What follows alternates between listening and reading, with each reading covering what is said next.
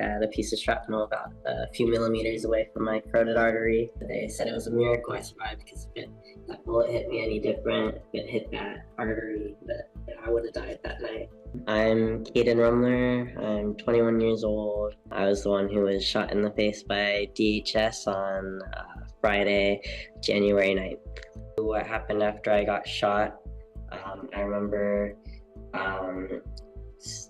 probably for a split second seeing him, and then I remember falling to my knees and holding my head, and I remember feeling like this immense pressure and this ringing in my ears, and all the sounds were starting to get muffled. I remember being on the floor for a while, and then I remember he started dragging me by my collar, and this was closed and it was choking me. I was trying to clear my airways so I could breathe, and I was pleading with him, telling him like, I can't breathe, like the best I could, but he just kept dragging me. I remember once I got into the building, I remember looking down and seeing this pool of blood. It was like dark, coagulated blood. It was like bigger than my head, and he pushed my head into it, and he was on top of me. He was like really aggressively handcuffing me, and then he kind of snatched me up and pushed me into a chair, and the security officer there had me rest my head against a door that was next to it. We asked for water, and they gave me water so I could swish it around in my mouth and spit it out and drink a little bit. The security guard made me blow my nose into the trash can. It was a lot of blood. There's a lot of blood, all over my face and my clothes and my hands too. And then we had to, when I was on the floor, when he was pushing my head into the floor, he also was pleading with him to call an ambulance. I was like, call an ambulance, please call an ambulance. There's so much blood, please call an ambulance. I'm gonna bleed out, please call an ambulance. I never heard a word from that officer's mouth that night.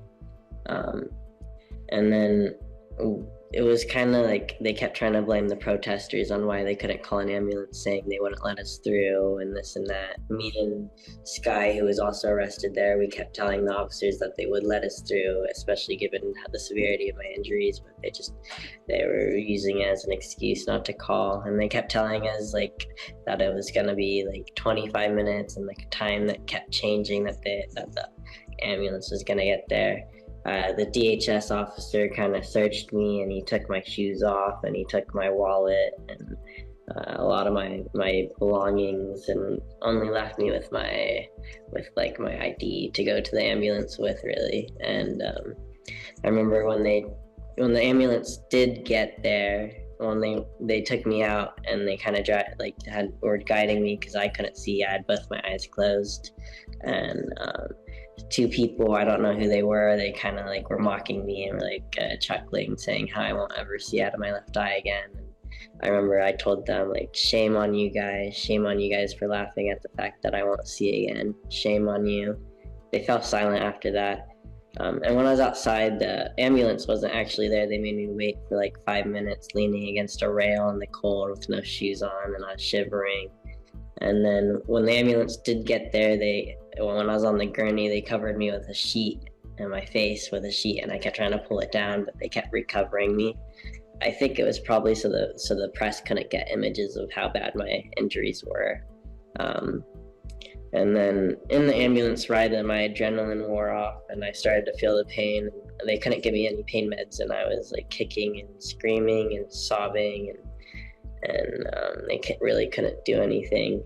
When I got to the hospital, they gave me pain meds.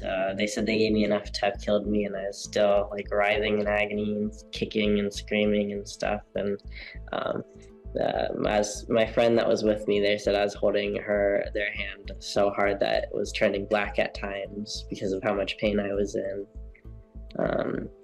And there was just like these cycles where like like the pain meds would start working and I would start feeling a lot better, and then they would start wearing off and it would come back and I'd be in the cycles of like kicking and screaming and sobbing and all of that. And sometimes my friend said that some of them lasted up to an hour and a half of me in that kind of pain.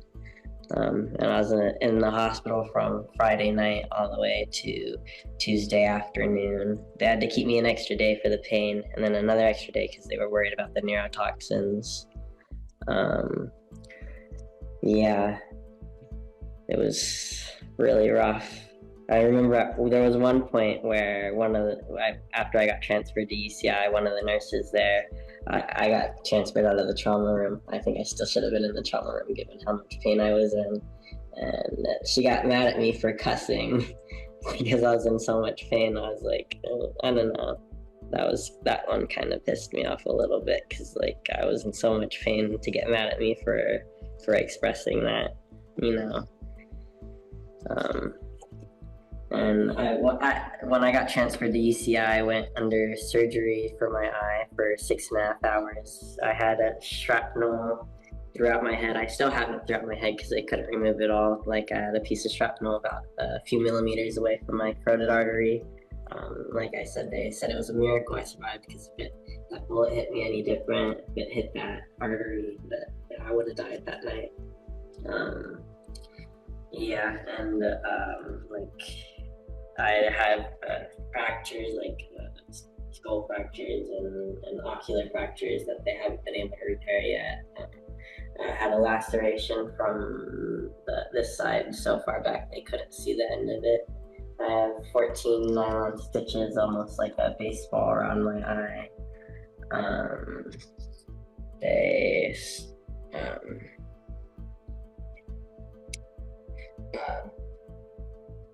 Yeah, I can't sneeze or cough or have pressure or strain because it's dangerous to do so because of the pressure. I can't have any pressure in my head. Definitely, they have all said chances are I will never see out of this eye again. I was really scared I was gonna die with how much blood I was seeing. There was so much blood.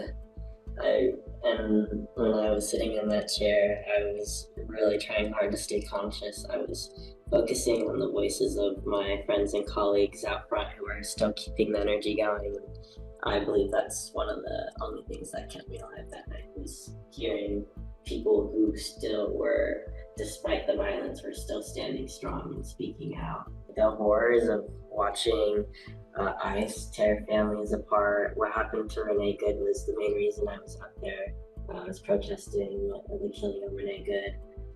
Going to these protests, like I can't sit home and do nothing, knowing that there's people who are being torn apart from their families, taken from work in courthouses. People are scared to go to school, scared to get out of their homes, and like, as someone who has the privilege of being able to go to these protests without that, you know, I feel like that's my responsibility as a person. I've lived in Southern California my entire life. I've been a U.S. citizen my whole life, and I don't have citizen anywhere else.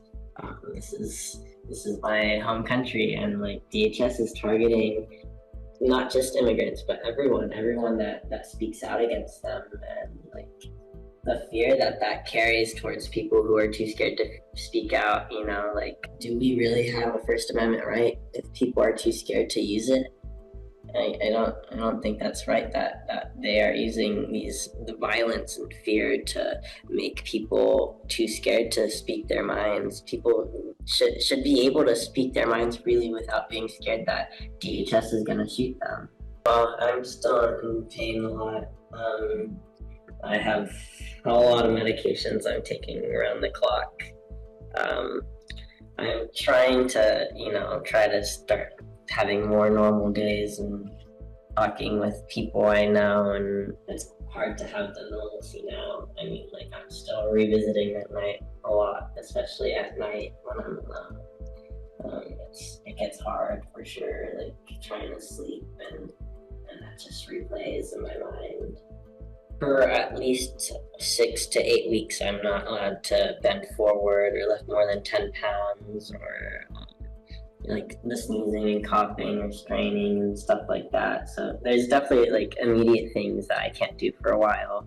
But there's also the lack of depth perception when I try to reach out for things. A lot of times I'm falling short now, and it's like walking around sometimes I get kind of disoriented. I hear that I will be able to drive a car eventually, and that's really good because I love driving. It's just something that's going to take a lot of adjustments too. I think a lot of it is just going to require making a lot of adjustments to my life now and figuring out how to navigate without having vision in my mind. The impact this has had, like I said, the revisiting it like, throughout the day, it's very traumatic what happened to me, and it definitely gets hard. I'm scared to go out in public alone right now because of the hate mail I've gotten. Just being part of a minority group, it's kind of scary having, like, I don't know who will recognize me out in public now. I probably won't go out alone for a long time. And just kind of the fear of everything. But I definitely won't let this stop me from making change in my community and going out to these protests, because like even with this has honestly made my conviction stronger of like I need to be able to keep speaking out and need to make change, because like the way that I was brutalized by these people, like I don't want to see it happen again. I want to be able to get out there and make sure other people are safe and make sure this doesn't happen to other people. Just at that protest I was at, they shot me in the eye. I know there was another protester who also got shot in the eye, was blinded. They shot another person who got their jaw dislocated. Like just at a single protest, we were met with so much violence from them. And it's not just there, it's across the country. They are meeting US citizens, immigrants, all of the likes with violence. So it's like they're almost like a secret military, not secret, but like they're like the militarization against our populace. And it's like it's really sad to see that people are so scared to be out now because of it. Like they should not have gotten to this point. They should not be this violent. Stop ICE, stop their violence, stop the ripping apart of families. There are so many better ways to go about these issues than, ripping people from homes and courthouses and their jobs. And, you are absolutely destroying families, like children, and are scared. Like there's so many people who are scared to be in America right now, and it's not just immigrants, it's US citizens too, and it needs to stop. The violence needs to stop. All of it needs to stop.